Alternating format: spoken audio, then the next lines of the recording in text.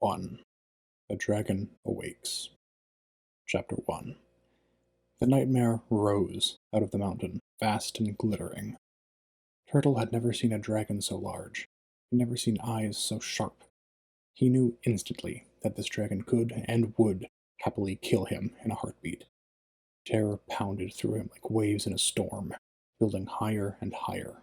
I need to hide. I need to hide. He desperately wanted to disappear, vanish into the dark sky as if he'd never been there. He wished he could melt away like a camouflage rainwing. Why did I ever let anyone notice me? I'd be safe if I stayed boring and forgettable. This is what happens. When someone sees you, soon everyone will see you. And one day, that everyone will include a dragon who wants to kill you. He couldn't have explained how he was so sure.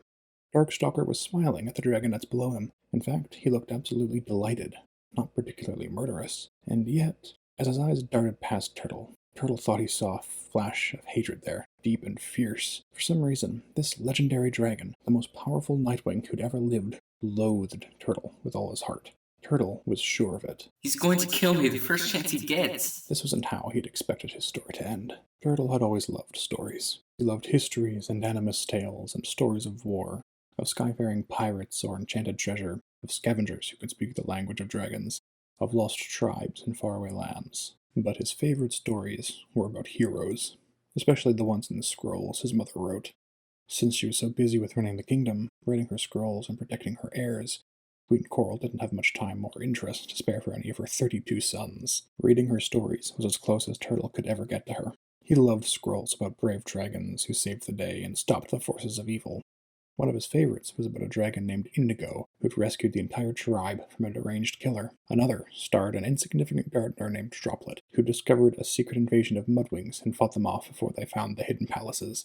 The more Turtle read these stories, the more he imagined a story of his own, a story where Turtle was the hero, a story where Turtle battled squadrons of skywings and storms of sandwings all on his own. A story where Turtle stood at the gates of the palace and swung his spear in ferocious arcs, stabbing their enemies, as strong as a whale, while his older brothers and the rest of the tribe cowered inside.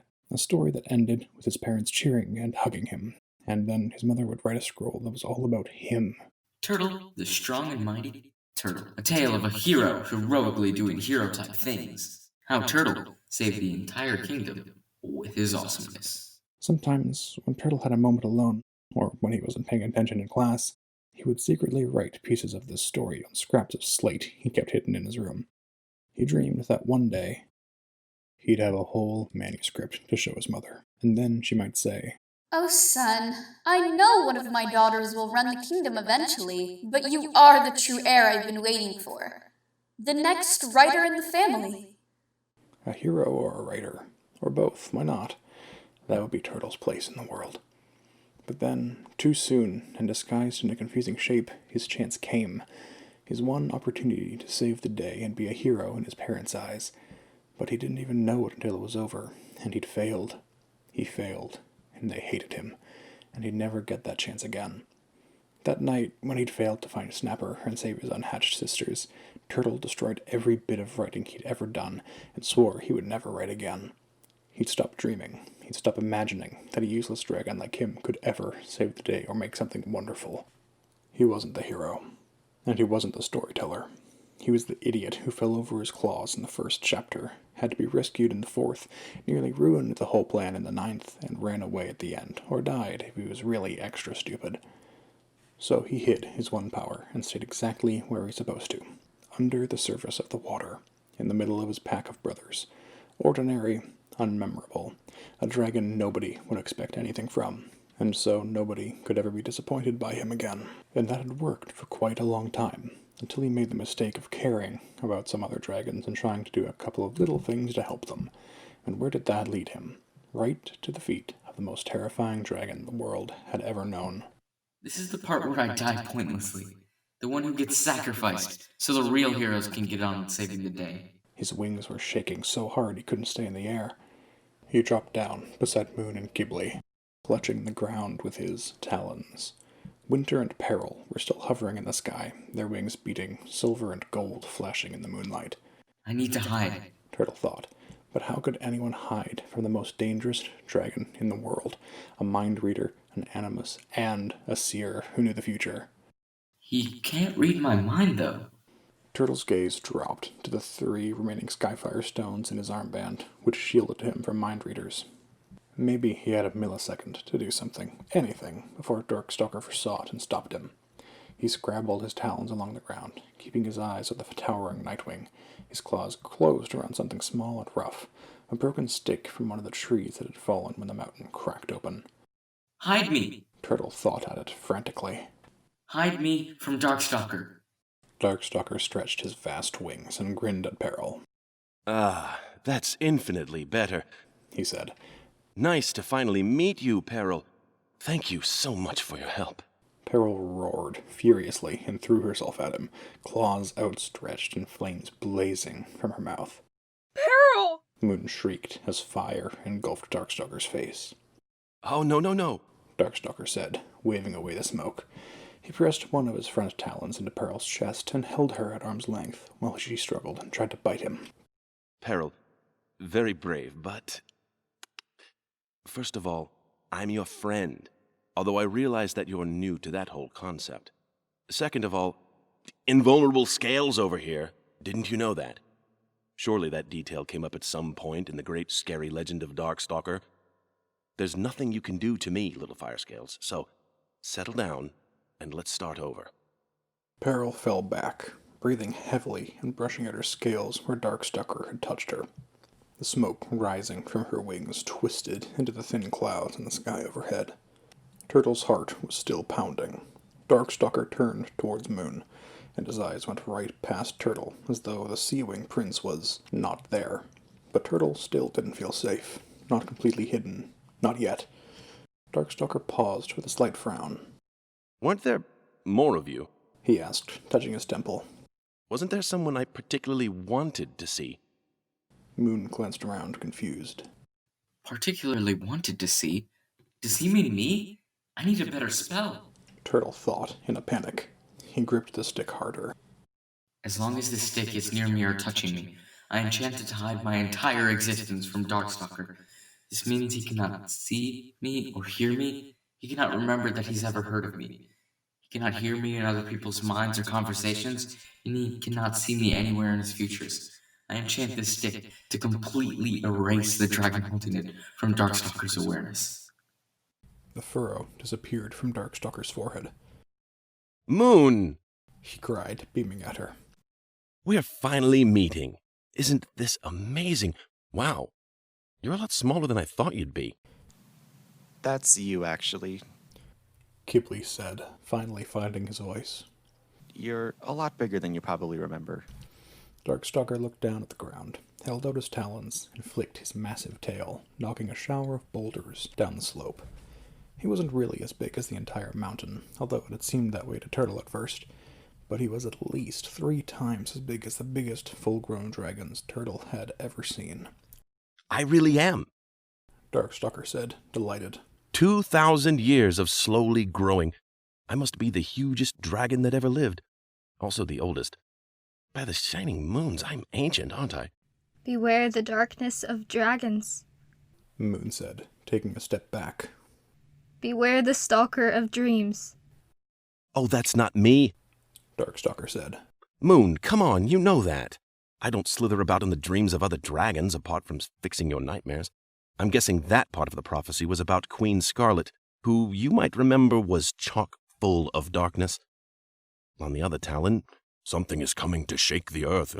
That's totally me. Watch this. He stomped one foot on the ground so hard that tremors shuddered out in all directions. Turtle stumbled, and the closest small tree fell over. Darkstalker grinned at Moon. Pretty impressive, right? He paused, thinking. I guess being this big is the upside of being alive for 2,000 years, even if I slept through it all. By the claw-shaped moons, I am so hungry. Does anyone have any food? How did you get out? Winter demanded. The look Darkstalker shot at Winter was as unfriendly as the one he'd given Turtle. He doesn't like ice wings either, Turtle realized, but Darkstalker's answer was cordial. Oh, that was all Peril here, he said, tapping the Skywing on the head. Peril's blue eyes were blinking fast, and her claws kept clenching and unclenching. When she set my scroll on fire, Darkstalker explained. all my magic returned to me, so I could use it to free myself. Wasn't that kind of her? Peril's wings slumped. She looked as though she just rescued a baby dragonette from a trap, only to watch it immediately get eaten by a great white shark. Turtle wished he could make her feel better. He wanted to fly up and tell her this wasn't her fault, but his wings were still shaking too hard for him to take off. Also, he hadn't completely convinced himself that the magic was working. What if Darkstalker could see him after all? He didn't want to draw the Nightwing's attention, just in case. Wait, Moon said. that means you lied to me. She unfurled her wings and pointed at Darkstalker. You told me to destroy the scroll if it looked like it would fall into evil talons. You made it sound like then you'd be trapped forever, but it would be worth it to protect everyone else. But you wanted me to destroy the scroll all along. You knew that would send your power back to you. You were tricking me. Yes, that's true. Said Darkstalker. But lucky for me that I did, right? Otherwise you might never have freed me. Not very kind, Moon. I'd say I did the right thing. He looked at her without a smile for the first time, his eyes odd and glittering. You called us friends. Moon said in a low voice. You shouldn't trick your friends. Yes. Well, you also shouldn't leave your friends trapped under a mountain for the rest of their immortal lives. Darkstalker said briskly. Good point, Darkstalker. Listen, I can't even talk anymore. I'm so hungry. Let's all catch something to eat, and then you can show me around Jade Mountain. There are some dragons there I can't wait to meet. He lifted off into the air, then turned to beckon at Moon. Come on, Moon. I just want to have friends again, to use my voice, to hunt and fly. Can't we save the "oh no, but you're so sinister and evil" talon ringing for later? What do you say? Give me a chance. Moon glanced at Qibli, looking torn. I'm not going with you. Peril said. You're not the queen of me. Me neither. Said Winter. The Ice Wings have legends about you. We know what you did to us, and I don't take orders from— I'm not ordering you to do anything, Prince Winter. Darkstalker said, turning to look at Winter. The Icewing fell silent. But I think you know that those old legends don't tell the whole truth. You know that a dragon should not be judged by what other dragons say about him. And the more time you spend with me, the more I think you'll find that I'm really an absolutely wonderful dragon. He smiled with all his teeth. Winter touched his temples for a moment, then stared at Darkstalker with something new in his blue eyes. You're right. He said. Let's start over. Winter! Qibli said sharply. He darted into the sky and up beside Winter, brushing the silver dragon's wings with his own. Are you all right? Of course. Said Winter. He tipped his head toward Darkstalker. I am trying not to judge dragons too quickly anymore. Let's hear him out. That doesn't sound like the Winter I know. Qibli said to Moon. Does this seem weird to you? You don't know me that well. Winter objected, starting a tiny cloud of ice crystals. Dragons can change. I've changed. Maybe he has too. Without question. Darkstalker said, nodding. I've had a lot of time to think about my mistakes. Qibli backed away from them, worry spilling across his face. Moon. He said carefully, as though he were reaching for the only island in a vast, empty sea. She flew up beside him, ducking her head to look into Winter's eyes. Did you do something to him? Moon asked Darkstalker. Of course I didn't. Darkstalker protested, and... No, he didn't. Cried Winter at the same time. Darkstalker? Moon said. You have to promise me. You cannot put spells on my friends. I'm really offended by this. Winter said haughtily. I am such an open-minded dragon. Peril and Qibli snorted in unison. Moon, Darkstalker said reasonably. I wouldn't waste my animus magic, and my soul, on some tiny hush-up an Icewing spell. I mean, seriously, don't you remember the whole point of my scroll that I made? To keep your soul safe. Moon said hesitantly. She swooped around Winter, studying him. But... Stop worrying so much. Darkstalker nudged her with one of his giant wings. Boy, you remind me of someone I used to know. Can't you be excited for me? This is a great day. Let's go celebrate. Tell you what, I promise, if I feel the need to use animus magic, I'll let you know. And you promise not to hurt my friends? Moon asked. Darkstalker sighed gustily, sending a hurricane of leaves swirling around Turtle's feet. I'm hurt that you even need to ask me that, he said. But of course, if it makes you feel better, I promise that these 3 are officially the safest dragons in Peria. He waved his talons at Qibli, Winter, and Peril. Moon opened her mouth, then closed it. She and Qibli simultaneously looked down at Turtle. Turtle crouched lower, pressing his underbelly into the ground, and shook his head at them. Let's hunt now, as Darkstalker suggests. Qibli said, nudging Moon. And figure out what to do next after that. He shot a significant glance at Turtle. Oh no. That glance had a meaning, a message. Qibli was expecting Turtle to do something, and Turtle had a bad feeling that something wasn't. Turtle flying all the way back to the Kingdom of the Sea, finding a deep trench and staying there forever. A queasy, tense feeling started bubbling through Turtle's stomach. Good idea, said Winter. Moon nodded, and then she gave Turtle a meaningful look too. By all the moons, what did they think he was going to do? Attack Darkstalker like Peril had? Obviously that wouldn't work. If Peril couldn't hurt him, Turtle certainly wouldn't be able to. Did they want him to hide them as well? He winced. He should have thought of that sooner. A good friend, a better dragon, a hero, would have thought to protect everyone instead of just hiding himself. But they all wanted to talk to Darkstalker, didn't they? I just wanted to hide. That's what I always do.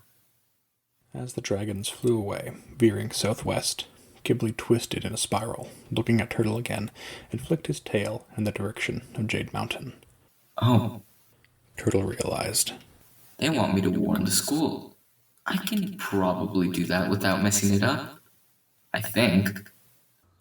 For a moment, Peril hovered mutinously in the sky behind them, and then she swooped down to Turtle.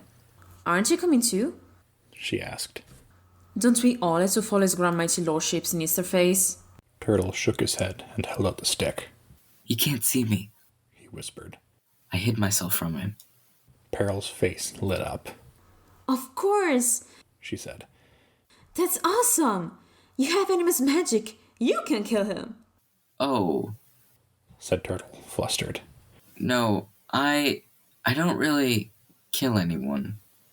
A brief flash of scales and blood darted through his mind, and when he looked down, he saw his claws curling dangerously. He jumped and shook them out until they looked like his own talons again. That's not my thing, he said, tamping down a wave of panic. I know, it's my thing, Peril said. But I can't kill him because of his stupid magic. Ugh. So you have to. Don't worry, it's not that hard, and it will be such a relief, for me, because I'm having this feeling, I don't know what to call it, but it's kind of big and heavy and annoying, and it's filling me all up inside like everything is awful and it's my fault. Like maybe all the bad things in the world are my fault. I really don't like it, so if you can make it stop, that would be the greatest. I think what you're describing is what we call guilt, said Turtle. But it's not your fault he tricked us. I still think you did the right thing, burning the scroll. Well, thanks, but the universe disagrees with you. Peril said, jerking her head at the enormous crack in the side of the mountain. Peril! Called one of the dragons in the distance. Good luck! Peril whispered. Make it something really cool, like his inside exploding, or his face falling off. I'm kidding. I'm a little bit kidding. Inside exploding would be pretty cool, right? Never mind, it's up to you. Destroy him and say the word. 3 moons, I wish I could do it. She took off and flashed away, fast as a firework. Turtle shivered. Save the world? That is not my thing either.